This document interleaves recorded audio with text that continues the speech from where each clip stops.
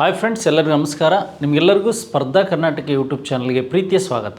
Dear friends, ಈಗ ತುಂಬ ಸುದ್ದಿಯಲ್ಲಿರುವ ವಿಷಯಗಳೇನು ಅಂದರೆ, ಒಂದು ಬೃಹತ್ ನೇಮಕಾತಿ, ಈ ಲ್ಯಾಂಡ್ ಸರ್ವೇರ್. ಈ ಲ್ಯಾಂಡ್ ಸರ್ವೇರ್ಗೆ ಸಂಬಂಧಿಸಿದಂತೆ ಸ್ಪರ್ಧಾ ಕರ್ನಾಟಕ ಅಕಾಡೆಮಿಯಲ್ಲಿ ಆನ್ಲೈನ್ ಕ್ಲಾಸಸ್ಗಳು ಆರಂಭಗೊಂಡಿದೆ. ಪೇಪರ್ 1 ಮತ್ತು ಪೇಪರ್ 2 GK ಪೇಪರ್ ಮತ್ತು ಸ್ಪೆಸಿಫಿಕ್ ಪೇಪರ್ಲಿ ನೀವು ಮೊಬೈಲ್ ಆ್ಯಪಲ್ಲಿ ಅಂದರೆ ಪ್ಲೇಸ್ಟೋರಲ್ಲಿ ಹೋಗಿ ಆ್ಯಪನ್ನು ಡೌನ್ಲೋಡ್ ಮಾಡಿಕೊಂಡ್ರೆ ಸ್ಪರ್ಧಾ ಕರ್ನಾಟಕ ಆ್ಯಪಲ್ಲಿ ನಿಮಗೆ ಇದೇ ಥರ ವಿಷಯಗಳು ಅಲ್ಲಿ ಸಿಗ್ತಾ ಹೋಗುತ್ತೆ. ನಿಮಗೆ ರೆಕಾರ್ಡೆಡ್ ಕ್ಲಾಸ್ ಇರ್ಬೋದು ಅಥವಾ ಚಾಪ್ಟರ್ ವೈಸ್ ಕ್ಲಾಸಸ್ಗಳಿರ್ಬೋದು ಮತ್ತು ಕ್ವಶನ್ ಅನಾಲಿಸಿಸ್ ಇರ್ಬೋದು. ನೋಡಿ, ಪೇಪರ್ 1 GK ಫುಲ್ ಕೋರ್ಸ್ ಸಹ ಇದೆ. ಹಾಗೆ specific paper land surveyor maths ಇದು ಸಹ ಸಪ್ರೇಟ್ ಇರ್ತಕ್ಕಂಥ ಒಂದು ಕೋರ್ಸ್. ಇವೆರಡನ್ನೂ ಸಹ ನೀವು ಯುಟಿಲೈಸ್ ಪಡ್ಕೋಬೋದು. ಮುಂಬರುವ ಒಂದು ಲ್ಯಾಂಡ್ ಸರ್ವೇರ್ ಎಕ್ಸಾಮಲ್ಲಿ ನೀವು ಯಶಸ್ವಿ ಆಗಬೇಕು ಅನ್ನೋದೇ ನಮ್ಮ ಉದ್ದೇಶ.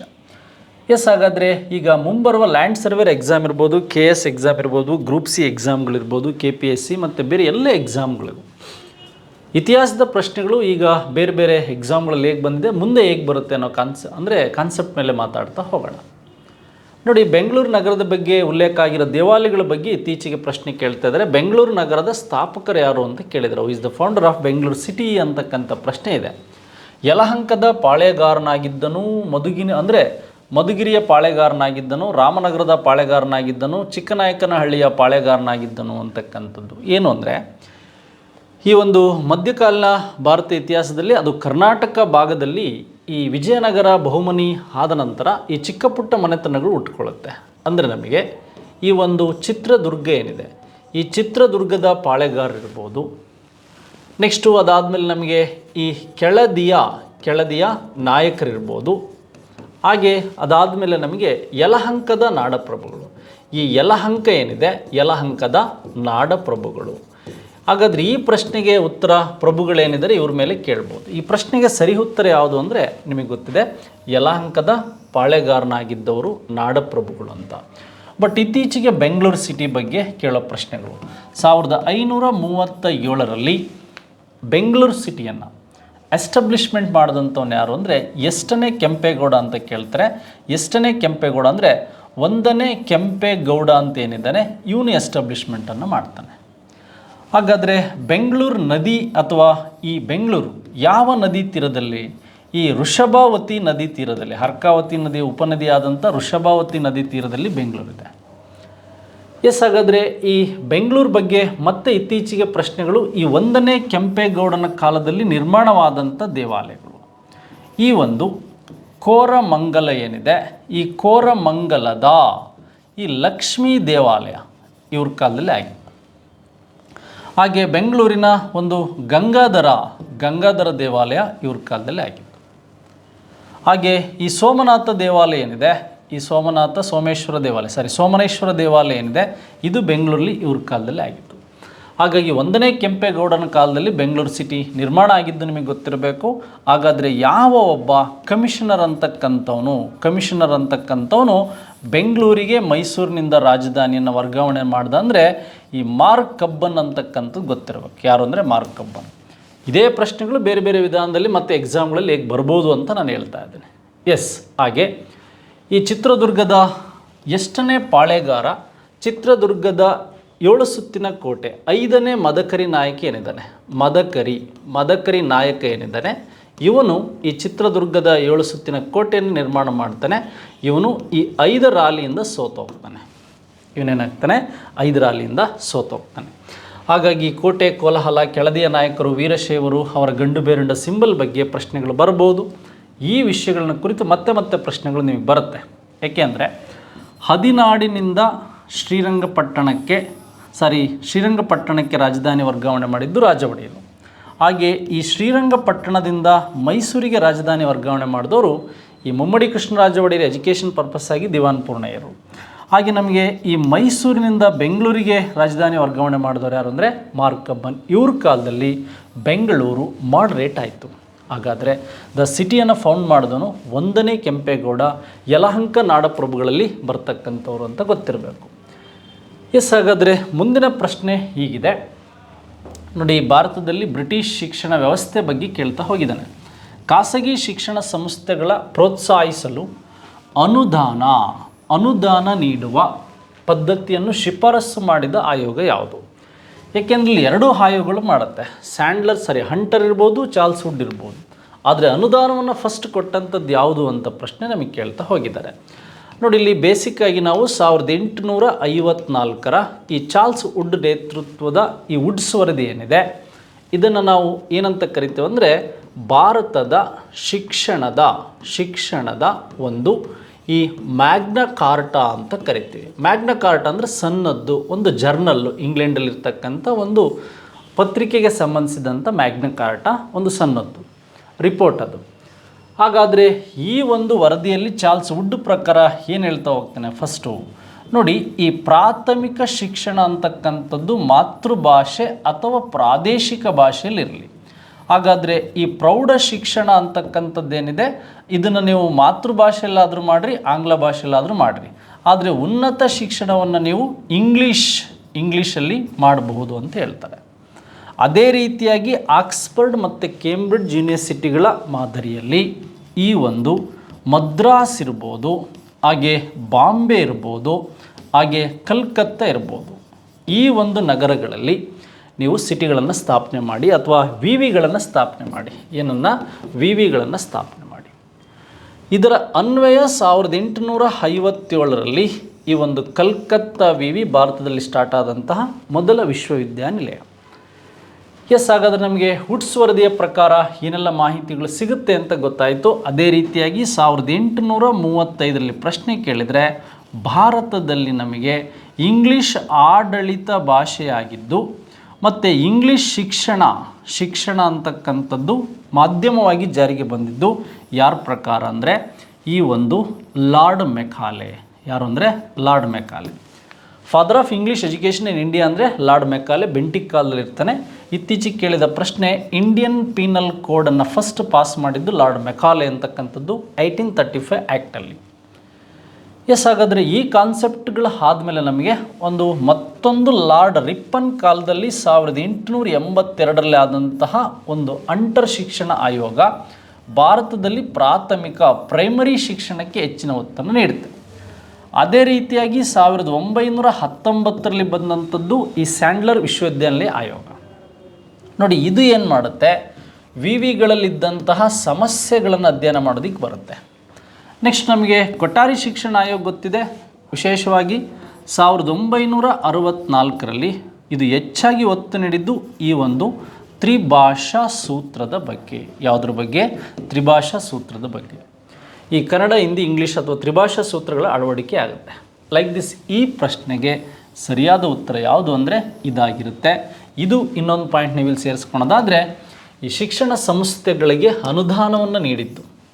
ಏಕೆ ಅಂದರೆ ನಮಗೆ 1813ರ ಮೊದಲ ಚಾರ್ಟರ್ ಕಾಯ್ದೆ 1,00,000 ರೂಪಾಯಿಗಳನ್ನು ಶಿಕ್ಷಣ ವ್ಯವಸ್ಥೆಗಾಗಿ ನೀಡಿತ್ತು. ಇದೇ ರೀತಿಯಾಗಿ ಇದು ಮುಂದುವರಿತಾ ಬಂತು. ಇನ್ನು ಆರ್ಟಾಂಗ್ ಬರುತ್ತೆ, ಸಾರ್ಜೆಂಟ್ ವರದಿಗಳು ಬರುತ್ತೆ, ಅಥವಾ ಈ ಲಾರ್ಡ್ ಕರ್ಜನ್ ಕಾಲದಲ್ಲಿ ವಿಶ್ವವಿದ್ಯಾನಿಲಯ ಕಾಯ್ದೆ ಬರುತ್ತೆ. ಇವೆಲ್ಲವೂ ಸಹ ಶಿಕ್ಷಣದ ಇಂಪ್ರೂವ್ಮೆಂಟಿಗೆ ಭಾರತದಲ್ಲಿ ವರ್ಕ್ ಮಾಡಿದಂಥವು. ಮತ್ತು ಇಯರ್ಗಳನ್ನು ಸಹ ಮ್ಯಾಚ್ ದ ಫಾಲೋಯಿಂಗಲ್ಲಿ ನಿಮಗೆ ಕೇಳ್ತಾ ಹೋಗ್ಬೋದು. ಎಸ್, ಎರಡನೇ ಪ್ರಶ್ನೆಗೆ ಇದು ಸರಿಯಾದ ಉತ್ತರ ಸ್ನೇಹಿತರೆ. ನೆಕ್ಸ್ಟ್ ಹಾಗಾದರೆ ಮೂರನೇ ಪ್ರಶ್ನೆ, ಇತ್ತೀಚೆಗೆ ಹೆಚ್ಚು ಇದು ರಿಪೀಟ್ ಆಗ್ತಾ ಇರೋದ ಪ್ರಶ್ನೆ. ಮಿತ್ರವಿಂದ ಗೋವಿಂದ ಎಂಬ ಪ್ರಥಮ ಕನ್ನಡದ ನಾಟಕ ಬರೆದವರು ಸಿಂಗರಾರ್ಯ ಅಂತಕ್ಕಂಥದ್ದು ತಿರುಮಲಾರ್ಯ. ಇವರಿಬ್ಬರು ಸಹ ಚಿಕ್ಕದೇವರಾಜ ಒಡೆಯರ ಆಸ್ಥಾನದಲ್ಲಿದ್ದರು. ಈ ಶೃಂಗಾರಮ್ಮ, ಸಂಚಿವನ್ನಮ್ಮ, ಸಿಂಗರಾರ್ಯ ಮತ್ತು ತಿರುಮಲಾರ್ಯ.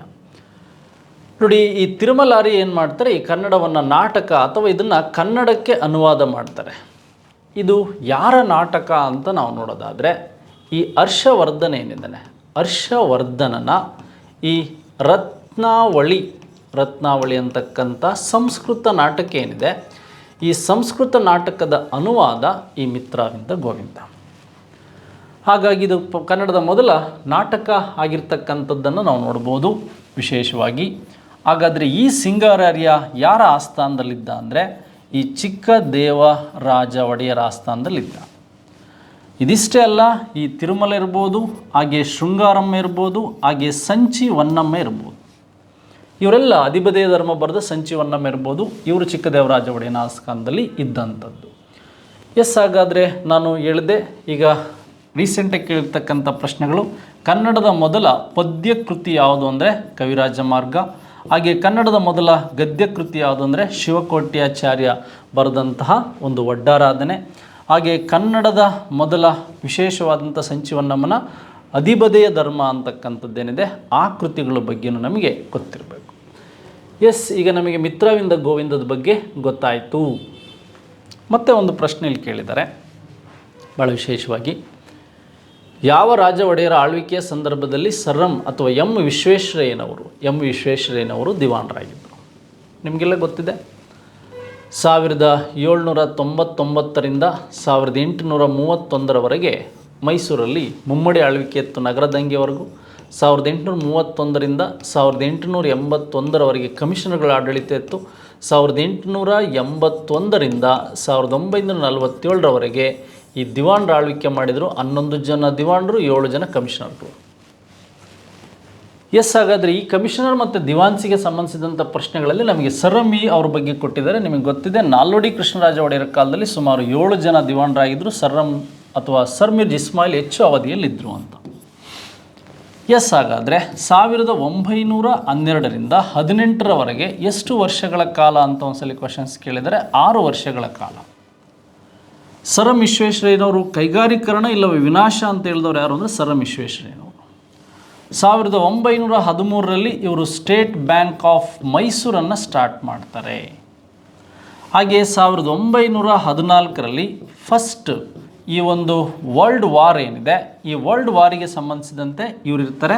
50 ಲಕ್ಷ ಹಣವನ್ನು ಕೊಟ್ಟು ಭಾರತೀಯರು ಭಾಗವಹಿಸೋದಕ್ಕೆ ಪ್ರೋತ್ಸಾಹನ ಕೊಟ್ಟವರು ಸರ್ ವಿಶ್ವೇಶ್ವರಯ್ಯನವರು. 1915ರಲ್ಲಿ ಈ ಒಂದು ಕನ್ನಡ ಸಾಹಿತ್ಯ ಪರಿಷತ್ ಇವ್ರ ಕಾಲದಲ್ಲಾಗುತ್ತೆ. 1916ರಲ್ಲಿ ಈ ಮೈಸೂರು ವಿ ಆಗಿದ್ದು ಇವ್ರ ಕಾಲದಲ್ಲಿ. ಅದೇ ರೀತಿಯಲ್ಲಿ ಇವರು ಚೀಫ್ ಇಂಜಿನಿಯರ್ ಆದಾಗ 1911ರಲ್ಲಿ ಇದಕ್ಕಿಂತ ಮುಂಚೆನೇ ನಿಮಗೆ KRS ಟಿ ಆನಂದರಾವ್ ಕಾಲದಲ್ಲಾಗಿತ್ತು. ಅವರ ನಂತರದ ಒಂದು ಯೋಜನೆ ಅಂದರೆ 1923ರಲ್ಲಿ VISL ಅಂತಕ್ಕಂಥದ್ದು ಭದ್ರಾವತಿಲಿ ಸ್ಟಾರ್ಟ್ ಆಗಿದ್ದು. ಅದಾದ ನಂತರ ಭದ್ರಾ ಡ್ಯಾಮ್ ಇರ್ಬೋದು. ಇವೆಲ್ಲ ಸರ್ ವಿಶ್ವೇಶ್ವರಯ್ಯನವರ ಒಂದು ಮುಖ್ಯ ಸಾಧನೆ ಆಗಿತ್ತು ಅಂತ ನಮಗೆ ಗೊತ್ತಿರಬೇಕು. ಎಸ್, ಹಾಗಾದರೆ ನಾಲ್ವಡಿ ಕೃಷ್ಣರಾಜ ಒಡೆಯರ್ ಕಾಲದಲ್ಲಿದ್ದಂತಹ 7 ಜನ ದಿವಾನ್ಸ್ ಮತ್ತು ಅವರ ಬಗ್ಗೆ ಮಾಹಿತಿ ಬೇಕು ನಮಗೆ. ನೆಕ್ಸ್ಟ್ ಮತ್ತೊಂದು ಪ್ರಶ್ನೆ ಈಗ ಕೇಳಿದ್ದಾರೆ. ಏನದು ಅಂದರೆ, ಕಾಂಗ್ರೆಸ್ ಲಾಹೋರ್ ಅಧಿವೇಶನವನ್ನು ಕುರಿತಂತೆ ಕೆಳಗಿನ ಯಾವ ಹೇಳಿಕೆಯು ಸರಿಯಾಗಿದೆ?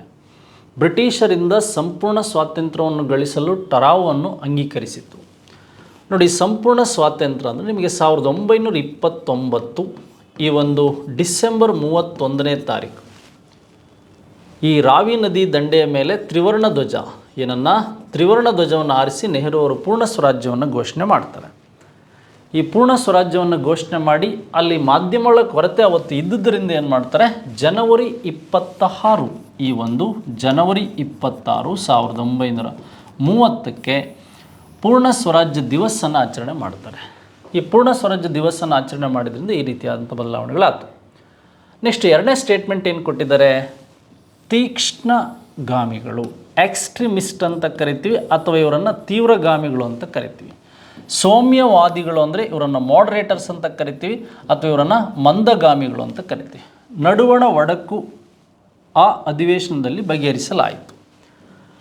ನೋಡಿ, ಇದು ತಪ್ಪಾಗಿದೆ. ಇವರು ಒಡಕಾಗಿದ್ದು ಯಾವಾಗ ಅಂದರೆ 1907ರ ಒಂದು ಸೂರತ್ ಅಧಿವೇಶನದಲ್ಲಿ.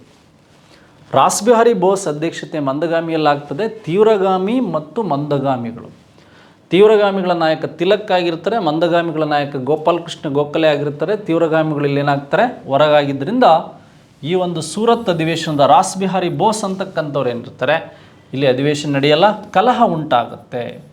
ಕಲಹ ಉಂಟಾಗಿದ್ದರಿಂದ 1908ರ ಒಂದು ಮದ್ರಾಸಿಗೆ ಏನಾಗುತ್ತೆ, ಇದು ಮುಂದೂಡಲಾಗುತ್ತೆ. ಈ ಪ್ರಶ್ನೆ ಕೇಳಿದ್ದಾನೆ. ಬಟ್ ಈ ಒಂದು ತೀವ್ರಗಾಮಿಗಳನ್ನು, ಹಿಂದೂ ಮುಸ್ಲಿಮರನ್ನು, ಈ ಒಂದು ಮುಸ್ಲಿಂ ಲೀಗ್ ಮತ್ತು INCಯನ್ನು ಒಂದು ಮಾಡಿದ್ದು, ಈ ಮಾಡರೇಟರ್ಸ್ ಮತ್ತು ಎಕ್ಸ್ಟ್ರೀಮಿಸ್ಟನ್ನು ಮುಸ್ಲಿಂ ಲೀಗ್ ಮತ್ತು INCಯನ್ನು ಒಂದು ಮಾಡಿದಂಥ ಅಧಿವೇಶನ ಈ ಲಕ್ನೋ ಅಗ್ರಿಮೆಂಟ್ ಅಥವಾ ಲಕ್ನೋ ಸಮ್ಮೇಳನ. ಹೋಮ್ ಲೀಗ್ ಸ್ಟಾರ್ಟ್ ಆಗಿದ್ದು, ಲಕ್ನೋ ಅಗ್ರಿಮೆಂಟ್ ಆಗಿದ್ದು, ಲಕ್ನೋ ಸಮ್ಮೇಳನ. ಅನ್ಬಿಸೆಂಟ್ ತಿಲಕ್ ಅವರ ಪ್ರಯತ್ನದಿಂದ ಏನಾಯಿತು ಅಂದರೆ ಇವರಿಬ್ಬರು ಒಂದಾದರು. ಮತ್ತು ಮುಸ್ಲಿಂ ಲೀಗಿನ ಒಂದು ಪ್ರತ್ಯೇಕ ಮತಕ್ಷೇತ್ರ ಹಾಗೆ ಪೂರ್ಣ ಸ್ವರಾಜ್ಯ ಇಂಡಿಯಾದ ಬೇಡಿಕೆಯನ್ನು ಒಪ್ಕೊಳ್ತಾರೆ. ಇವರಿಬ್ಬರು ಒಂದಾಗ್ತಾರೆ AC ಮುಜುಮ್ದಾರ್ ಅಧ್ಯಕ್ಷತೆಯಲ್ಲಿ ನಡೆದಂಥ ಲಕ್ನೋ ಅಧಿವೇಶನ. ಹಾಗಾಗಿ ಎರಡನೇ ಸ್ಟೇಟ್ಮೆಂಟು ಈ ಅಧಿವೇಶನಕ್ಕೆ ಸಂಬಂಧಿಸಿಲ್ಲ, ಅದು 1916ರ ಅಧಿವೇಶನಕ್ಕೆ ಸಂಬಂಧಿಸಿದೆ. ಹಾಗಾಗಿ ನಮಗೆ ಮೊದಲ ಒಂದು ಮಾತ್ರ ಸರಿಯಾಗಿದೆ. ಇಲ್ಲಿ ಯಾವ ಸ್ಟೇಟ್ಮೆಂಟ್ ಸರಿಯಾಗಿದೆ ಅಂದರೆ ಮೊದಲ ಒಂದು ಸ್ಟೇಟ್ಮೆಂಟ್ ಸರಿಯಾಗಿದೆ. ನೆಹರು ಅವರು ಎಷ್ಟು ಬಾರಿ INC ಅಧ್ಯಕ್ಷತೆಯನ್ನು ವಹಿಸಿದರು ಅಂದರೆ 5 ಟೈಮ್. ತಿಲಕ್ ಮತ್ತು ದಾದಾಬಾಯಿ ನವರೋಜಿಯವರು ಎಷ್ಟು ಸಾರಿ ವಹಿಸಿದ್ರು ಅಂದರೆ 3 ಬಾರಿ. ಗಾಂಧೀಜಿಯವರು ಎಷ್ಟು ಸಾರಿ INC ಅಧ್ಯಕ್ಷತೆಯನ್ನು ವಹಿಸಿದ್ರು ಅಂದರೆ 1 ಬಾರಿ. ಈಗ ಮೊನ್ನೆ ಎಕ್ಸಾಮಲ್ಲೆಲ್ಲ ಕೇಳ್ತಾ ಹೋಗಿದ್ದಾರೆ, ಮೊದಲ ಕಾಂಗ್ರೆಸ್ ಅಧಿವೇಶನಕ್ಕೆ 4 ಜನ ಕನ್ನಡಿಗರು ಯಾರ್ಯಾರು ಭಾಗವಹಿಸಿದ್ರು ಅಂತ ಲಾಸ್ಟ್ ವಿಡಿಯೋದಲ್ಲಿ ಮಾತಾಡಿದ್ದೆ ನಾನು. ಶಿವಾಜಿಯನ್ನು ಸಂಪೂರ್ಣವಾಗಿ ನಿರ್ಮೂಲನೆ ಮಾಡುವ ಬದಲಿಗೆ ಮಿರ್ಜಾ ರಾಜ್ ಜಯಸಿಂಹನು ಅವನೊಂದಿಗೆ ಪುರಂದರ ಒಪ್ಪಂದವನ್ನು ಮಾಡಿಕೊಳ್ಳುವುದರ ಮೂಲಕ ಗೊಳಿಸಿದನು. ಏಕೆಂದರೆ ನಿಮಗೆಲ್ಲ ಗೊತ್ತಿದೆ, ಮಾನ್ ಸಿಂಗ್ ಮತ್ತು ಜೈಸಿಂಗ್ ಮತ್ತು ಈ ಒಂದು ಔರಂಗಜೇಬ್ ಕಳಿಸಿದ ಶೈಸ್ತಾ ಖಾನ್ ಇವ್ರನ್ನೆಲ್ಲ ಗಾಯಗೊಳಿಸಿದ ನಂತರ ಜೈಸಿಂಗ್ ಮತ್ತು ಶಿವಾಜಿ ಅಥವಾ ಈ ಒಂದು ಜಯಸಿಂಹ ನಡುವೆ 1665ರಲ್ಲಿ ಪುರಂದರಗಡ ಒಪ್ಪಂದ ಆಗುತ್ತೆ. ಈ ಒಪ್ಪಂದದಂತೆ ಮರಾಠರ ಸಂಪೂರ್ಣ ನಿರ್ಮೂಲನೆ ಅಸಾಧ್ಯ. ಇದು ಈ ಮಾತಿನವನಿಗೆ ಇರಲಿಲ್ಲ. ಯಾವ ಹೇಳಿಕೆ ಅಥವಾ ಮುಕ್ತಾಯಗೊಳಿಸುವುದು ಏಕೆಂದರೆ ಮಾಡಿಕೊಳ್ಬೇಕಾಗಿತ್ತು ಅಂತ. ಮರಾಠರ ಬಗ್ಗೆ ರಾಜ್ ಜಯಸಿಂಹನಿಗೆ ಸಹಾನುಭೂತಿ ಹೊಂದಿದ್ದ. ಇದು ಸ್ಟೇಟ್ಮೆಂಟ್ ತಪ್ಸು. ಆ್ಯಕ್ಚುಲಿ ಅವನು ಮಾಡಿದ್ದೇನು ಅಂದರೆ, ಶಿವಾಜಿಯ ಸಹಾಯದೊಂದಿಗೆ ಈ ಮೊಘಲರು ಮುಸಲ್ಮಾನರಾದರೂ ಸಹ ಈ ಒಂದು ಬಿಜಾಪುರದ ಆದಿಲ್ ಶಾಹಿ ಮುಸಲ್ಮಾನರು ಇಬ್ಬರು ಆಗಿದ್ದರೆ ಸುನ್ನಿ ಶಿಯಾ ಪಂಗಡಗಳಿಂದ ಏನಾಗಿತ್ತು, ವಿರೋಧ ಆಗಿತ್ತು. ಹಾಗಾಗಿ ಪುರಂದರಗಡ ಒಪ್ಪಂದದಿಂದ ಏನು ಮಾಡ್ತಾನೆ, ಶಿವಾಜಿ 23 ಅಥವಾ 24 ಪರಗಣಗಳನ್ನು ಔರಂಗಜೇಬ್ ಮೊಘಲರಿಗೆ ಕೊಟ್ಟು 12 ಕೋಟೆಗಳನ್ನು ಮಾತ್ರ ಪರಗಣ ತಾಲೂಕು ಅಥವಾ ಮಹಲ್ಗಳನ್ನು ಏನು ಮಾಡ್ತಾನೆ, ಇಟ್ಕೊಳ್ತಾನೆ. ಬಿಜಾಪುರ ಮತ್ತು ಗೋಲ್ಕೊಂಡ ವಿಜಯಕ್ಕಾಗಿ ಮೊಘಲರ ಸೈನ್ಯವನ್ನು ಸಜ್ಜುಗೊಳಿಸಿದ್ದು. ಆದರೆ ಈ ಒಂದು ಸ್ಟೇಟ್ಮೆಂಟಿಗೆ ರೈಟ್ ಆನ್ಸರ್ ಯಾವುದು ಅಂದರೆ 3rd ಒನ್. ಅದೇ ರೀತಿಯಾಗಿ ಶಿವಾಜಿಯಿಂದ ಗಾಯಗೊಂಡವನು ಯಾರು ಅಂದರೆ 1663ರಲ್ಲಿ ಈ ಔರಂಗಜೇಬ್ ಕಳಿಸಿದಂತಹ ಶೈಸ್ತಾ ಖಾನ್ ಏನಿದ್ದಾನೆ, ಶೈಸ್ತಾ ಖಾನ್ ಈ ಮಾನ್ಸಿಂಗನ ವಂಶಸ್ಥ. ಈ ರಾಜ ಜಯಸಿಂಗ್ ಅಥವಾ ಜಯಸಿಂಹ ಅಂತಕ್ಕಂಥವನು ಔರಂಗಜೇಬನ ಸೇನಾನಿ, ಹಿಂದೂ ಸೇನಾನಿ, ಗೆರಿಲ್ಲಾ ಯುದ್ಧದ ಬಗ್ಗೆ ತಿಳ್ಕೊಂಡಿದ್ದರಿಂದ ಶಿವಾಜಿ ಸೋಲಿಸೋದಕ್ಕೆ ಕಾರಣ ಆಯಿತು, ಗಾಯಗೊಳಿಸಿದ್ದು. ಇದಕ್ಕಿಂತ ಮುಂಚೆ 1659ರಲ್ಲಿ ಈ ಒಂದು ಅಫ್ಜಲ್ ಖಾನ್ ಅಫ್ಜಲ್ ಖಾನ್ನನ್ನು ಈ ಹುಲಿ ವ್ಯಾಘ್ರಾನಕದಿಂದ ಏನು ಮಾಡಿದ್ದ, ಕೊಂದಿದ್ದ ಶಿವಾಜಿ. ಹಾಗೆ ಡೇರಿಗೆ ನುಗ್ಗಿ ತನ್ನ ಬೆರಳನ್ನು ಕಟ್ ಮಾಡಿದ್ದು ಶೈಸ್ತಾ ಖಾನ್. ಶೈಸ್ತಾ ಖಾನ್ ಯಾರು ಅಂದರೆ ಔರಂಗಜೇಬ್ ಕಳಿಸಿದ್ದು. ಅಫ್ಜಲ್ ಖಾನನ್ನು ಯಾರು ಕಳಿಸಿದ್ದು ಅಂದರೆ ಬಿಜಾಪುರದ ಈ ಒಂದು 2ನೇ ಹಾಲಿ ಆದಿಲ್ ಶಾನ ಸೇನಾನಿ ಈ ಅಫ್ಜಲ್ ಖಾನ್. ಹಾಗಾದರೆ ಈ ಪ್ರಶ್ನೆಗೆ ಸರಿಯಾದ ಉತ್ತರ ಇಲ್ಲಿ ನಮಗೆ ಗೊತ್ತಾಯಿತು. ನೆಕ್ಸ್ಟ್ ಹಾಗಾದರೆ ಮತ್ತೆ ಒಂದು ಪ್ರಶ್ನೆ ನಮಗಿಲ್ಲಿ, 1946ನೇ ವರ್ಷದಲ್ಲಿ ಈ ಕೆಳಗಿನವುಗಳಲ್ಲಿ ಯಾವ ಘಟನೆಯು ಸಂಭವಿಸಿಲ್ಲ ಅಂತ ಕೇಳಿದ್ದಾನೆ. ನೋಡಿ, ಇಂಡಿಯನ್ ಫ್ರೀಡಮ್ ಮೂಮೆಂಟಲ್ಲಿ ನಿಮಗೆ ಗೊತ್ತಿರಬೇಕಾದಂಥ ವಿಷಯ, 1946 ಮಂತ್ ಆಫ್ ಫೆಬ್ರವರಿ 18ನೇ ತಾರೀಕು ಬ್ರಿಟಿಷರಿಗೆ ಒಂದು ದೊಡ್ಡ ಪೆಟ್ಟು ಕಾದಿತ್ತು. ಭಾರತೀಯ ಸೈನಿಕರು ಬ್ರಿಟಿಷರ ವಿರುದ್ಧ ದಂಗೆ ಹೇಳ್ತಾರೆ. ಅದನ್ನೇ ರಾಯಲ್ ನೇವಿ ರೆವಲ್ಯೂಟ್ ಅಂತ ಕರಿತೀವಿ. ಇದು ಬಾಂಬೆಯಲ್ಲಿ ನಡೆಯುತ್ತೆ. ಎಲ್ಲಿ ನಡೆಯುತ್ತೆ? ಬಾಂಬೆಯ ಬ್ರಿಟಿಷ್ ಸೈನಿಕರು ಅವರಿಗೆ ಅವಾಚ್ಯವಾಗಿ ಬೈತಾ ಇದ್ದರು, ಒಳ್ಳೆಯ ಹುದ್ದೆಗಳನ್ನು ಕೊಟ್ಟಿರಲಿಲ್ಲ, ಸರಿಯಾಗಿ ವೇತನವನ್ನು ಕೊಡಲಿಲ್ಲ ಅನ್ನೋ ಉದ್ದೇಶಕ್ಕೆ ಇದು 1946ರಲ್ಲಿ ನಡೆಯುತ್ತೆ. ನೆಕ್ಸ್ಟು 1946 ಈ ಒಂದು ಮಾರ್ಚ್ 23ನೇ ತಾರೀಕು ಮತ್ತೊಂದು ಘಟನೆ ಆಗುತ್ತೆ.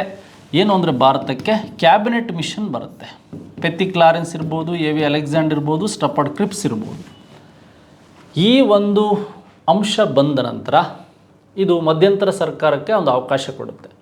ಈ ಮಧ್ಯಂತರ ಸರ್ಕಾರಕ್ಕೆ ಅವಕಾಶ ಕೊಟ್ಟಾಗ ಆದಂಥ ಘಟನೆ ಏನು ಅಂದರೆ 1946 ಮಂತ್ ಆಫ್ ಆಗಸ್ಟ್ 16ನೇ ತಾರೀಕು ನೇರ ಕಾರ್ಯಾಚರಣೆಯ ದಿನವನ್ನು ಮೊಹಮ್ಮದ್ ಅಲಿ ಜಿನ್ನಾ ಹಿಂದೂಗಳ ಮೇಲೆ ಮಾಡ್ತಾನೆ. ಇದನ್ನು ಡೈರೆಕ್ಟ್ ಆಕ್ಷನ್ ಡೇ ಅಂತ ಕರಿತೀವಿ.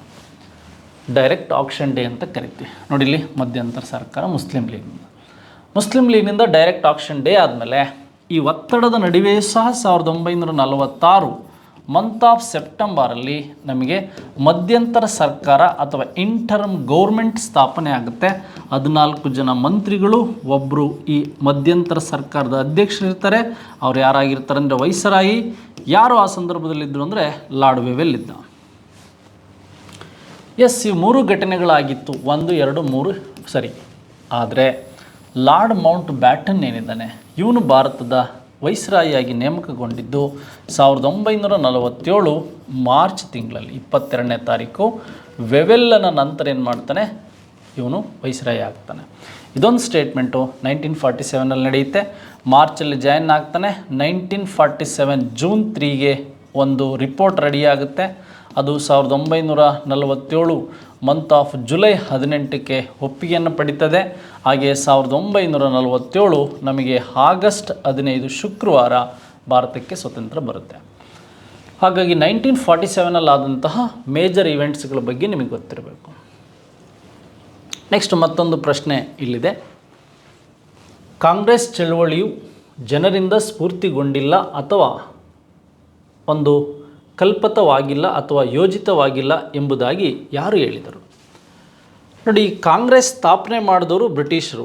ಕಲ್ಕತ್ತಾ ಯೂನಿವರ್ಸಿಟಿಗೆ ಲೆಟರ್ ಬರೆದು ಭಾರತೀಯ ಮಾತೃಭೂಮಿ ರಕ್ಷಣೆಗಾಗಿ ಯಾರಿದ್ದೀರಾ ಬಂದು ಇದಕ್ಕೆ ಜಾಯಿನ್ ಆಗಿ ಇದೊಂದು ರಾಷ್ಟ್ರ ಮಟ್ಟದ ಸಂಘಟನೆ ಅಂತ ಹೇಳಿದವರು ಯಾರು ಅಂದರೆ ಎ.ಓ. ಹ್ಯೂಮ್ ಮತ್ತು ಅಂದಿನ ವೈಸ್ರಾಯಿ ಆದಂತಹ ಈ ಲಾರ್ಡ್ ಡಫರಿನ್. ಈ ಡಫರಿನ್ ಏನು ಮಾಡ್ದ? ಲಾರ್ಡ್ ಡಫರಿನ್ ಅಂದರೆ ಇವರಿಬ್ಬರೂ ಸೇರಿ ತಮ್ಮ ರಕ್ಷಣೆಗಾಗಿ ಏನು ಮಾಡಿದರು, ಈ ಒಂದು ಸೇಫ್ಟಿ ವ್ಯಾಲ್ಯೂ ಥೇರಿ, ಈ ರಕ್ಷಾ ಕವಾಟ ಸಿದ್ಧಾಂತವನ್ನು ಸಿದ್ಧಪಡಿಸ್ಕೊಂಡ್ರು. ಈ ರಕ್ಷಾ ಕವಾಟ ಸಿದ್ಧಾಂತ ಸ್ಥಾಪನೆ ಮಾಡಿಸ್ಕೊಂಡು ಏನು ಮಾಡಿದ್ರು, ಮೊದಲು ಸುಮಾರು ವರ್ಷಗಳ ಕಾಲ ಹಿಂದೂಗಳನ್ನು ಇದರ ಅಧ್ಯಕ್ಷತನಾಗಿ ಮಾಡಲಿಲ್ಲ, ಹಾಗಾಗಿ ಸಮಸ್ಯೆ ಆಯ್ತಿದ್ದು ಅಂತಕ್ಕಂಥದ್ದು. ಬಟ್ ಈ ಡೆಫಿನೇಷನ್ಸ್ ಕೊಟ್ಟವನು ಯಾರು ಅಂದರೆ ಲಾಲಾ ಲಜಪತ್ ರಾಯ್. ಯಾಕೆಂದರೆ ಲಾಲಾ ಲಜಪತ್ ರಾಯ್ ಈ ಬ್ರಿಟಿಷರನ್ನು ವಿರೋಧಿಸಿದ್ರು. ಇವನು ಪಂಜಾಬಿನ ಸಿಂಹ, ಪಂಜಾಬಿನ ಬ್ಯಾಂಕನ್ನು ಸ್ಟಾರ್ಟ್ ಮಾಡಿದವನು.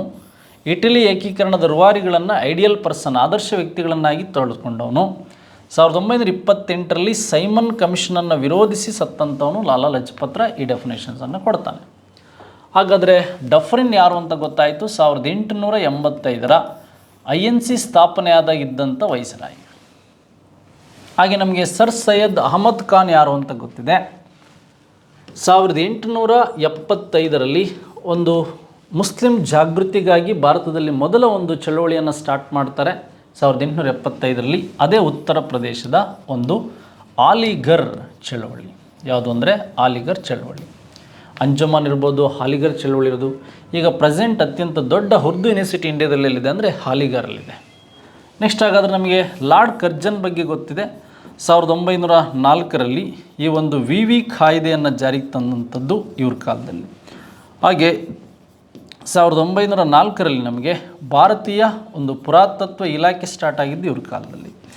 ಅದೇ ರೀತಿಯಾಗಿ 1905ರಲ್ಲಿ ನಮಗೆ ಈ ಬಂಗಾಳದ ವಿಭಜನೆಯಾಗಿದ್ದು ಇವ್ರ ಕಾಲದಲ್ಲಿ ಅಂತಕ್ಕಂಥದ್ದು ಗೊತ್ತಿರಬೇಕು.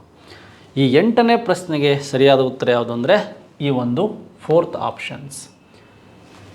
ಎಸ್, ನಮಗೆ ಮತ್ತೆ ಮುಂದಿನ ಪ್ರಶ್ನೆ ಏನಿದೆ, ದೇವನಾಂ ಪ್ರಿಯದರ್ಶಿ ಮತ್ತು ಅಶೋಕ ಮೌರ್ಯ ಎಂಬುದು ಒಂದೇ ಮತ್ತು ಅದೇ ಆಗಿವೆ.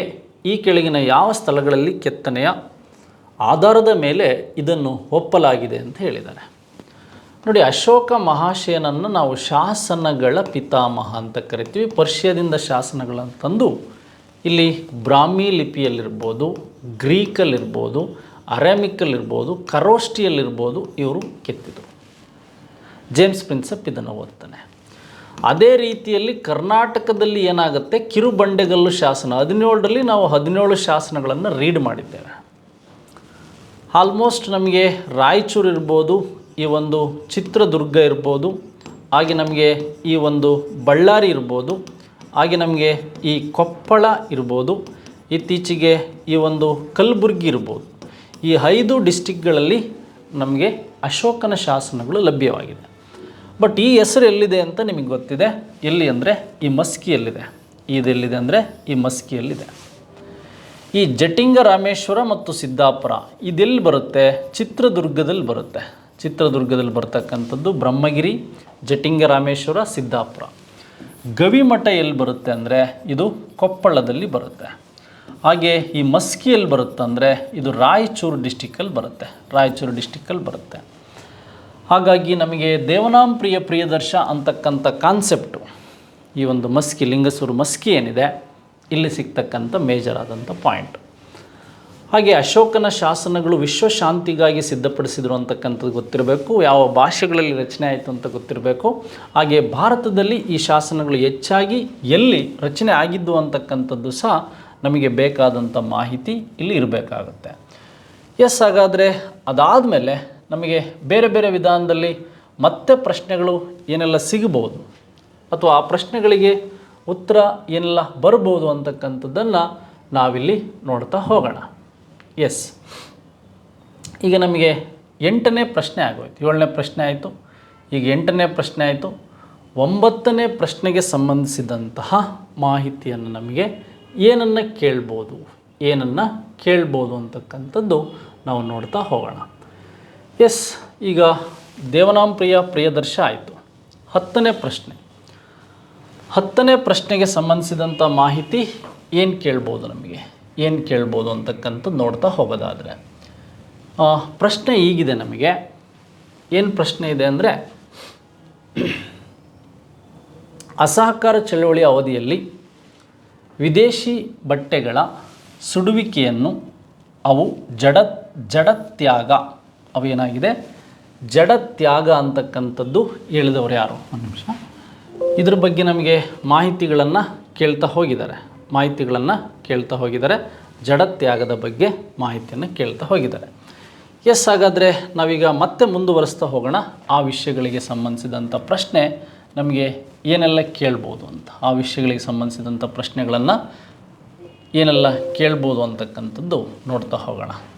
ಎಸ್, ನೋಡಿ, ಸ್ಲೈಡಲ್ಲಿ ಸ್ವಲ್ಪ ಟೆಕ್ನಿಕಲ್ ಪ್ರಾಬ್ಲಮ್ ಆಗಿದೆ. ಮತ್ತು ಅದನ್ನು ಹೊಸದಾಗಿಂದ ನಾನು ಆ ಪ್ರಶ್ನೆಯಿಂದ ಇದನ್ನು ತೆಗೆದುಕೊಳ್ತೇನೆ. ಈಗ ನಾವು ಮೇಜರಾಗಿ ಇಷ್ಟು ಕಾನ್ಸೆಪ್ಟ್ಗಳ ಬಗ್ಗೆ ಮಾತಾಡಿದ್ವಿ. ಈಗ 10ನೇ ಪ್ರಶ್ನೆ ಬಗ್ಗೆ ನಾವು ಮಾತಾಡಬೇಕು. ಆ ಪ್ರಶ್ನೆ ಏನಿದೆ ಅಂತಕ್ಕಂಥದ್ದು ಗೊತ್ತಾಯಿತು. ಅಡಚಣೆಗಾಗಿ ಕ್ಷಮೆ ಇರಲಿ. ಅಸಹಕಾರ ಚಳವಳಿಯ ಅವಧಿಯಲ್ಲಿ ವಿದೇಶಿ ಬಟ್ಟೆಗಳ ಸುಡುವಿಕೆಯನ್ನು ಅವು ಜಡತ್ಯಾಜ್ಯ ಎಂಬುದಾಗಿ ಪರಿಗಣಿಸಿ ಕರೆ ನೀಡಿದವರು ಯಾರು? ನೋಡಿ, ರವೀಂದ್ರನಾಥ್ ಟ್ಯಾಗೋರ್ ಬಗ್ಗೆ ನಮಗೆ ಪ್ರಶ್ನೆ ಕೇಳಿದ್ದಾರೆ. ಮತ್ತು ಅದಾದಮೇಲೆ ನಮಗೆ ಇಲ್ಲಿ ವಿಶೇಷವಾಗಿ ಯಾರ ಮೂಲಕ ಪ್ರಶ್ನೆ ಬಂದಿದೆ ಅಂತಕ್ಕಂಥದ್ದು ನೋಡ್ಬೋದು. ಮೊಹಮ್ಮದ್ ಅಲಿ ಜಿನ್ನಾ ಇದೆ, ಲಾರ್ಡ್ ರೀಡಿಂಗ್ ಇದೆ, ಮೋತಿಲಾಲ್ ನೆಹರು ಇದೆ. ಎಸ್, ನಮಗೆ ಅಸಹಕಾರ ಚಳವಳಿ ಅವಧಿಯಲ್ಲಿ ವಿದೇಶಿ ಬಟ್ಟೆಗಳ ಸುಡುವಿಕೆ ಅಂತ, ಅಸಹಕಾರ ಚಳವಳಿ ನಾನ್ ಕೋಆಪರೇಷನ್ ಮೂಮೆಂಟು. ಈ ನಾನ್ ಕೋಆಪರೇಷನ್ ಮೂಮೆಂಟ್ ಆಗಿದ್ದು 1920ರಲ್ಲಿ ಭಾರತ ಸ್ವತಂತ್ರಕ್ಕೆ ಇದು ಮೊದಲ ಸೋಪಾನ. ನೆಕ್ಸ್ಟ್ ಅದಾದಮೇಲೆ ನಮಗೆ 1930 ಏನಿದೆ, ಈ ಸಿವಿಲ್ ಡಿಸೊಬಿಡಿಯೆಂಟ್ ಮೂಮೆಂಟ್ ಏನಿದೆ, ಇದು 2ನೇ ಸೋಪಾನ. 1942 ಏನಿದೆ, ಇದು ಈ ಒಂದು ಕ್ವಿಟ್ ಇಂಡಿಯಾ ಮೂಮೆಂಟ್ ಏನಿದೆ, ಇದು 3ನೇ ಸೋಪಾನ. ಎಸ್, ಈ ಜಡ ತ್ಯಾಜ್ಯ ಈ ಸಂದರ್ಭದಲ್ಲಿ ವಿದೇಶಿ, ಏಕೆಂದರೆ ನಾವು ವಿದೇಶಿ ವಸ್ತುಗಳನ್ನು ಬಹಿಷ್ಕಾರ ಮಾಡಿ ಸ್ವದೇಶಿ ವಸ್ತುಗಳ ಬಳಸಬೇಕು ಅನ್ನೋ ಕರೆಯನ್ನು ಕೊಟ್ಟಂಥದ್ದು ಈ ವಂಗಭಂಗ ಚಳವಳಿ ಆದಮೇಲೆ ರವೀಂದ್ರನಾಥ್ ಟ್ಯಾಗೋರ್ ಈ ರೀತಿ ಹೇಳ್ತಾರೆ. ಮೊಹಮ್ಮದ್ ಅಲಿ ಜಿನ್ನಾ ನಿಮಗೆ ಗೊತ್ತಿದೆ, ಡಿವೈಡ್ ಆ್ಯಂಡ್ ಕ್ವಿಟ್ ಅಂತ ಹೇಳ್ತಾರೆ 1942 ಸುಮಾರಿಗೆ. 1940ರಲ್ಲಿ ಪಾಕಿಸ್ತಾನ ಟರಾವ ಹೊಡೆಸಿದವರು ಜಿನ್ನಾ ಅವರು. ಲಾರ್ಡ್ ರೀಡಿಂಗ್ ಬಗ್ಗೆ ನಮಗೆ ಕೇಳಿದರೆ 1924 ಬೆಳಗಾವಿ ಕಾಂಗ್ರೆಸ್ ಅಧಿವೇಶನ ನಡೆದಾಗ ಇದ್ದಂತಹ ವೈಸ್ರಾಯ್ ಯಾರು ಅಂದರೆ ಲಾರ್ಡ್ ರೀಡಿಂಗ್. ಮೋತಿಲಾಲ್ ನೆಹರು ಬಗ್ಗೆ ಗೊತ್ತಿದೆ, 1929 ಕಾಂಗ್ರೆಸ್ ಅಧಿವೇಶನ ಇರ್ಬೋದು. ಆನಂತರ ಅವರು ಈ ಸದಸ್ಯರಾಗಿ ಸ್ವತಂತ್ರ ಹೋರಾಟಕ್ಕೆ ಮಾಡಿದಂತಹ ಕೆಲಸಗಳ ಬಗ್ಗೆ ನಮಗೆ ಮಾಹಿತಿಯನ್ನು ಕೇಳ್ಬೋದು. ಎಸ್, ಮತ್ತೆ ಇಲ್ಲೊಂದು ಪ್ರಶ್ನೆ ವಿಶೇಷವಾಗಿ ಕೇಳ್ತಾ ಹೋಗಿದ್ದಾರೆ. ಬಹುಮನಿ ಸಾಮ್ರಾಜ್ಯದ ದೊರೆಗಳು ಕಲೆ ಮತ್ತು ವಾಸ್ತುಶಿಲ್ಪದ ಅಭಿವೃದ್ಧಿಯನ್ನು ನಗರಗಳು, ಕಟ್ಟಡಗಳು, ಮಸೀದಿಗಳು ಮತ್ತು ಕೋಟೆಗಳ ರೂಪದಲ್ಲಿ ಪ್ರೋತ್ಸಾಹಿಸಿದರು. ಈ ಸಂದರ್ಭದಲ್ಲಿ ಈ ಕೆಳಗಿನ ಯಾವುದು ಅಂದರೆ ಹೇಳಿಕೆಯು ಸರಿಯಲ್ಲ ಅಂತ ಕೊಟ್ಟಿದ್ದಾರೆ. ನೋಡಿ, ಹೈದರಾಬಾದ್ ನಗರವು ಬಿಜಾಪುರದ ಇಬ್ರಾಹಿಂ ಆದಿಲ್ ಶಾನಿಂದ ನಿರ್ಮಾಣವಾಯಿತು. ಇವರು ಆ್ಯಕ್ಚುಲಿ ಬಿಜಾಪುರ ಆಗಿದ್ದರಿಂದ ಹೈದರಾಬಾದಿಗೆ ಹೋಗೋಕ್ಕಾಗ್ತಾ ಇಲ್ಲ ಅಥವಾ ಅಲ್ಲಿ ನಿರ್ಮಾಣ ಮಾಡೋಕ್ಕಾಗಲಿಲ್ಲ, ಇದು ತಪ್ಪು.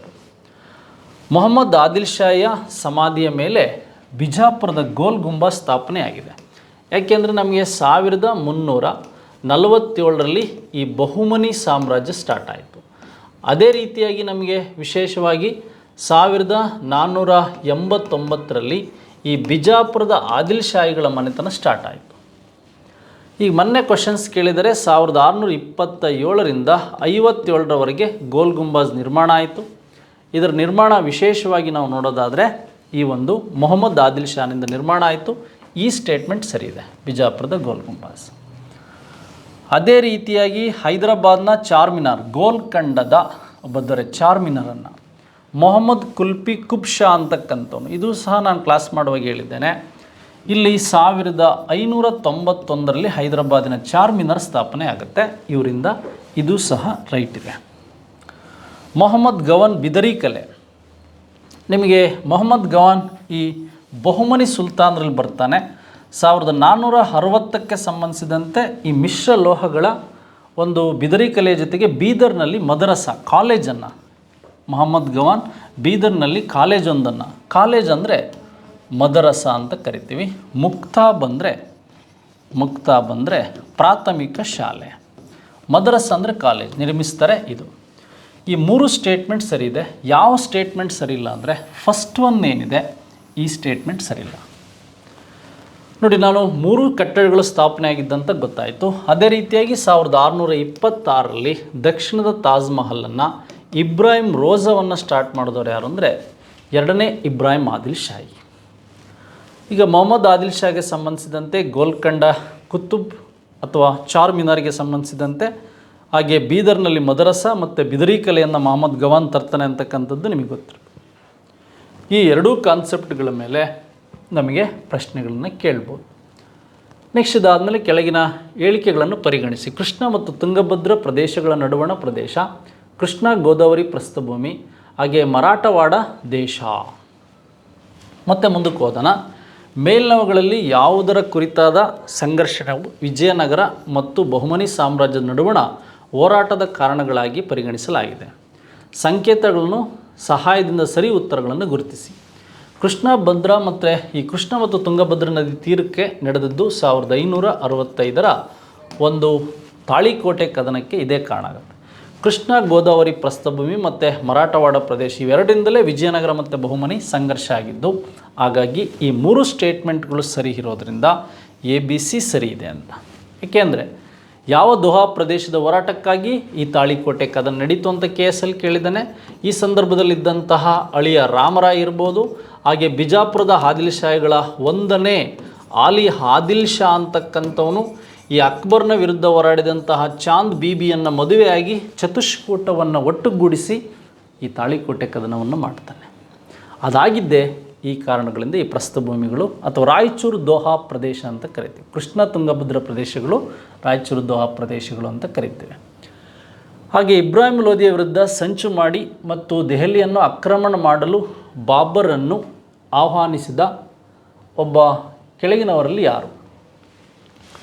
ಬಹಲುಲ್ ಲೂದಿ ಏನಿದ್ದಾನೆ ಇವನು ಲೂದಿ ಸಂತತಿಯ ಸ್ಥಾಪಕ. ಹಾಗೆ ದೌಲತಾ ಖಾನ್ ಲೂದಿ ಏನಿದ್ದಾನೆ ಇವನು ಪಂಜಾಬಲ್ಲಿದ್ದ, ಇವನು ದೆಹಲಿ ಆಕಾಂಕ್ಷಿಯಾಗಿದ್ದ. ದೌಲತಾ ಖಾನ್ ಲೂದಿ ಏನು ಮಾಡ್ತಾನೆ, ಈ ಒಂದು ಇಬ್ರಾಹಿಂ ಲೋಧಿ ವಿರುದ್ಧ ಸಂಚು ಮಾಡಿ ಮತ್ತು ದೆಹಲಿಯನ್ನು ಆಕ್ರಮಣ ಮಾಡುವ ಉದ್ದೇಶದಿಂದ ಬಾಬರನ್ನು ಆಹ್ವಾನಿಸ್ತಾನೆ ಇವನು. ಹಾಗೆ ಇನ್ನಿಬ್ಬರು ಇರ್ತಾರೆ, ಯಾರು ಅಂದರೆ ಮುಲ್ತಾನಿನ ಆಲಂ ಖಾನ್ ಇರ್ಬೋದು, ಹಾಗೆ ಈ ಒಂದು ಮೇವಾಡದ ರಾಣಾ ಸಂಗ್ರಾಮ್ ಸಿಂಗ್ ಇರ್ಬೋದು. 1, 2, 3 ಈ 3 ಜನ ಭಾರತಕ್ಕೆ ಬಾಬರನ್ನು ಆಹ್ವಾನಿಸ್ತಾರೆ. 1526ರ ಮೊದಲ ಪಾಣಿಪತ್ ಕದನಕ್ಕೆ ಕಾರಣರಾಗ್ತಾರೆ. ಹಾಗಾದರೆ ಸಿಕಂದರ್ ಲೋಧಿ ಬಗ್ಗೆ ನಮಗೆ ಕ್ವಶನ್ಸ್ ಕೇಳೋದಾದರೆ 1504ರಲ್ಲಿ ಈ ಆಗ್ರಾ ನಗರವನ್ನು ನಿರ್ಮಾಣ ಮಾಡಿದವನು ಯಾರು ಅಂದರೆ ಸಿಕಂದರ್ ಲೋಧಿ. ಮತ್ತು ಸಿಕಂದರ್ ಲೋಧಿಗೆ ಸಂಬಂಧಿಸಿದಂಥ ಬೇರೆ ಬೇರೆ ಪ್ರಶ್ನೆಗಳನ್ನು ಸಹ ಕೇಳ್ಬೋದು. ಈಗ ಇಬ್ರಾಹಿಂ ಲೋಧಿ ಆಹ್ವಾನ, ಇಬ್ರಾಹಿಂ ಲೋಧಿಯ ವಿರುದ್ಧ ಅಂದರೆ ಇಬ್ರಾಹಿಂ ಲೋಧಿ ಬಾಬರ್ ನಡುವೆ 1526ರಲ್ಲಿ ಫಸ್ಟ್ ಪಾಣಿಪತ್ ವಾರ್ ನಡೆಯುತ್ತೆ. ಅದಕ್ಕೆ ಈ ಪಂಜಾಬಿನ ದೌಲತಾ ಖಾನ್ ಲೂದಿ, ಮುಲ್ತಾನ್ನ ಆಲಂ ಖಾನ್ ಮತ್ತು ಮೇವಾಡದ ರಾಣಾ ಸಂಗ್ರಾಮ್ ಸಿಂಗ್ ಈ 3 ಜನ ದೆಹಲಿಯ ಒಂದು ಆಕಾಂಕ್ಷಿಗಳಾಗಿದ್ದರು. ಆನಂತರ ಖಂಡ್ವಾ ಕದನ, ಚಂದೇರಿ ಕದನ, ಹಾಗೆ ನಮಗೆ ಗೋಗ್ರಾ ಕದನಗಳು ನಡೆದು ಹೋಗುತ್ತೆ. ಅದಾದಮೇಲೆ ನಮಗೆ ಮತ್ತೆ ಪ್ರಶ್ನೆ ಹೇಗಿದೆ, ದೆಹಲಿಯಲ್ಲಿನ ಅವರ ಆಳ್ವಿಕೆಯಲ್ಲಿ ಕೆಳಗಿನವರುಗಳನ್ನು ಕಾಲಾನುಕ್ರಮವಾಗಿ ಅನುಸಾರವಾಗಿ ಜೋಡಿಸಿ. ರಜಿಯಾ, ಬಲ್ಬನ್, ಇಲ್ತಮಷ್ ಮತ್ತು ನಾಸಿರುದ್ದೀನ್. ನೋಡಿ, ಫಸ್ಟ್ ಬರ್ತಕ್ಕಂಥವನು ಇಲ್ತಮಷ್. ಇಲ್ತಮಷನ ಮಗಳು ಯಾರು ಅಂದರೆ ರಜಿಯಾ. ಹಾಗೆ ಇಲ್ತಮಷನ ಮತ್ತೊಬ್ಬ ಮಗ ಯಾರು ಅಂದರೆ ಈ ಒಂದು ನಾಸಿರುದ್ದೀನ್. ನಾಸಿರುದ್ದೀನನ ಮಾವ ಯಾರು ಅಂದರೆ ಬಲ್ಬನ್. ನಾಸಿರುದ್ದೀನನ ಮಾವ ಯಾರು ಅಂದರೆ ಬಲ್ಬನ್. ಕಾಲಾನುಕ್ರಮವಾಗಿ ಜೋಡಿಸೋದಾದರೆ ಸಿ ಬರ್ತಾ ಇದೆ, ಸಿ ಆದಮೇಲೆ ರಜಿಯಾ ಎ ಸೆಕೆಂಡ್ ಬರ್ತಾ ಇದೆ, ಹಾಗೆ ಡಿ ಥರ್ಡ್ ಬರ್ತಾ ಇದೆ, ಇಲ್ತಮಷ್ ಬಲ್ಬನ್ ಫೋರ್ತ್, ಬಿ ಫೋರ್ತ್ ಬರ್ತಾ ಇದೆ. ಈ ಆಪ್ಷನ್ ಸರಿ. ಈ ಗುಲಾಮಿ ಸಂತತಿಯನ್ನು ಆಳ್ವಿಕೆ ಮಾಡಿದ್ರಲ್ಲಿ ಫಸ್ಟ್ ಬರ್ತಕ್ಕಂಥವನು ಐಬಕ್ ಅಂತಕ್ಕಂಥವನು. ಐಬಕ್ಕನ ನಂತರ ಬಂದಂಥವನು ಯಾರು ಅಂದರೆ ಈ ಆರಂ ಶಾ ಅಂತಕ್ಕಂಥವನು. ಆರಂ ಶಾ ಆದಮೇಲೆ ಬಂದಂಥವನು ಐಬಕ್ನ ಹಳಿಮಯ್ಯ ಯಾರು ಅಂದರೆ ಇಲ್ತಮಷ್ ಅಂತ ಗೊತ್ತಿರಬೇಕು. ಇಲ್ತಮಷನ ಮಗ ಯಾರು ಬರ್ತಾನೆ, ಈ ಒಂದು ರುಕ್ಕುದ್ದೀನ್ ಬರ್ತಾನೆ. ರುಕ್ಕುದ್ದೀನ್ ಹಿರಿಯ ಮಗ ಆದಮೇಲೆ ಬಂದಂಥವಳು ಯಾರು ಅಂದರೆ ರಜಿಯಾ ಸುಲ್ತಾನ್. ರಜಿಯಾ ಆದಮೇಲೆ ಬಂದಂಥವಳು ಯಾರು ಅಂದರೆ ಮುಬಾರಕ್ ಶಾ ಅಂತ ಬರ್ತಾನೆ. ಅವನಾದಮೇಲೆ ಬರೋದು ನಾಸಿರುದ್ದೀನ್. ನಾಸಿರುದ್ದೀನ್ ಆದಮೇಲೆ ಬರ್ತಕ್ಕಂಥವ್ನು ಏಳನೇ ಯಾರು ಅಂದರೆ ಗಿಯಾಸುದ್ದೀನ್ ಬಲ್ಬನ್. ಈ ಶಿಜ್ದಾ ಪದ್ಧತಿ, ದೈವದತ್ವ ನಂಬಿಕೆ ಇಟ್ಟವನು ಈ ಬಲ್ಬನ್. ಹಾಗೆ ಕೊನೆಯ ಗುಲಾಮಿ ಸಂತತಿ ದೊರೆ ಯಾರು ಅಂದರೆ ಈ ಒಂದು ಕೈಕುಬಾದ್ ಅಂತ ಗೊತ್ತಿರಬೇಕು. ಆಲ್ಮೋಸ್ಟ್ ನಿಮಗೆ ಕ್ರೊನಾಲಜಿಕಲ್ ಆರ್ಡರ್ ಕೊಟ್ಟರೆ ಈ ರೀತಿ ಪ್ರಶ್ನೆಗಳನ್ನು ಕೇಳ್ಬೋದು. ಮತ್ತೆ ಪ್ರಶ್ನೆಗಳಿದು ರಿಪೀಟ್ ಆಗುತ್ತೆ. ನೆಕ್ಸ್ಟ್ ನಾವು ಮೊಘಲ್ ಚಕ್ರವರ್ತಿಗಳ ಬಗ್ಗೆ ತುಂಬ ಓದಿರ್ತೀವಿ ನೋಡಿ. ಉದ್ಯಾನವನಗಳ ರಾಜ ಅಂದರೆ ಬಾಬರ್. ಹಾಗೆ ನಮಗೆ ವಿಶೇಷವಾಗಿ ಹುಮಾಯೂನಿಗೆ ಸಂಬಂಧಿಸಿದಂತೆ ನಥಾದೃಷ್ಟ ದೊರೆ ಅಂತ ಕರಿತೀವಿ, ಹುಮಾಯೂನಿಗೆ ಸಂಬಂಧಿಸಿದಂತೆ. ನೆಕ್ಸ್ಟು ಅದಾದಮೇಲೆ ನಮಗೆ ಅಕ್ಬರ್ ಒಬ್ಬ ಮಹಾಶಯ ಯಾರು ಅಂದರೆ ಅಕ್ಬರ್ ಅಂತ ಕರಿತೀವಿ. ಹಾಗೆ ನಾವು ಈ ಚಿತ್ರಕಲೆಯ ಪಿತಾಮಹ ಯಾರು ಅಂದರೆ ಜಹಾಂಗೀರ್, ಮತ್ತು ಹುತಾತ್ಮ ಸಂತ ಯಾರು ಅಂದರೆ ಈ ಜಹಾಂಗೀರ್. ನೆಕ್ಸ್ಟು ಈ ಶಹಜಾನನಿಗೆ ಸಂಬಂಧಿಸಿದಂತೆ ಈ ಒಂದು ಕಟ್ಟಡಗಳ ಒಂದು ಸುವರ್ಣಯುಗ ಸ್ಟಾರ್ಟ್ ಆಗಿದ್ದು ಶಹಜಾನ್ ಕಾಲದಲ್ಲಿ. ಹಾಗಾದರೆ ಔರಂಗಜೇಬನಿಗೆ ಜಿಂದಾ ಪೀರ್ ಅಂತ ಕರಿತೀವಿ, ಹಾಗೆ ಜೀವಂತ ಸಾಧು ಅಂತ ಕರಿತೀವಿ. ಹಾಗೆ ಅವನಿಗೆ ಹಸ್ತಕ್ಷರಗಳ ಪಿತಾಮಹ, ಆಟೋಗ್ರಫಿ ಅಂತ ಏನಿದೆ ಹಸ್ತಕ್ಷರಗಳ ಪಿತಾಮಹ. ಆದರೆ ಇವು ಯಾವನು ಕೇಳಿಲ್ಲ. ಇವನು ಶೇಖ್ ಇ ಬೇಖಬಾರ್ ಅಂತಕ್ಕಂತಹ ಒಂದು ಬಿರುದು ಯಾರಿಗಿತ್ತು ನೋಡಿ. 1707ರಲ್ಲಿ ಔರಂಗಜೇಬ್ ಮರಣದ ನಂತರ 1ನೇ ಬಹದ್ದೂರ್ ಶಾ ಅಧಿಕಾರಕ್ಕೆ ಬರ್ತಾನೆ, ಮೊಘಲ್ ಚಕ್ರವರ್ತಿ ಆಗ್ತಾನೆ. ಈತನಿಗಿದ್ದಂಥ ಬಿರುದು ಇದು. 2ನೇ ಶಾ ಆಲಂ ಬಗ್ಗೆ ಗೊತ್ತಿದೆ. 1761ರ ಪಾಣಿಕತ್, 1764ರ ಬಕ್ಸರ್ ಕದನ, 1765ರ ಅಲಹಾಬಾದ್ ಇದ್ದಾಗ. 3ನೇ ಪಾಣಿಪತ್ ನಡೆದದ್ದು ಅಲಹಾಬಾದ್ ಆಗಿದ್ದು, ಬಕ್ಸರ್ ಆದಾಗ ಇವನಿದ್ದ. ಜಹಾಂಗೀರ್ 1013ರಲ್ಲಿ ಸೂರತ್ತನ್ನು ಬ್ರಿಟಿಷರು ಬಿಟ್ಟುಕೊಟ್ಟ. ದಸ್ತಾಕ್ ಪಾಸ್ ಆದಮೇಲೆ ಈ ಕಲ್ಕತ್ತಾ ಅಥವಾ ಬಂಗಾಳದಲ್ಲಿ ಬ್ರಿಟಿಷರಿಗೆ ವ್ಯಾಪಾರ ಕೊಟ್ಟವನು, ಅವಕಾಶ ಕೊಟ್ಟವನು ಈ ಶಹಜಾನ್. ಹಾಗಾಗಿ ಇಷ್ಟು ಪ್ರಶ್ನೆಗಳ ಬಗ್ಗೆ ನಮಗೆ ಮಾಹಿತಿ ಗೊತ್ತಾಯಿತು ಸ್ನೇಹಿತರೆ. ಎಸ್, ಇದೇ ರೀತಿಯಾಗಿ ನೀವು ವಿಡಿಯೋಗಳನ್ನು ನೋಡ್ತಾ ಇರಿ. ವಿಡಿಯೋ ಇಷ್ಟ ಆಗಿದ್ರೆ ಇತರರಿಗೂ ಶೇರ್ ಮಾಡಿ ಅಂತ ಹೇಳ್ತಾ ಈ ವಿಡಿಯೋ ಮುಗಿಸ್ತಾ ಇದ್ದೀನಿ. Thank you very much. ಧನ್ಯವಾದಗಳು.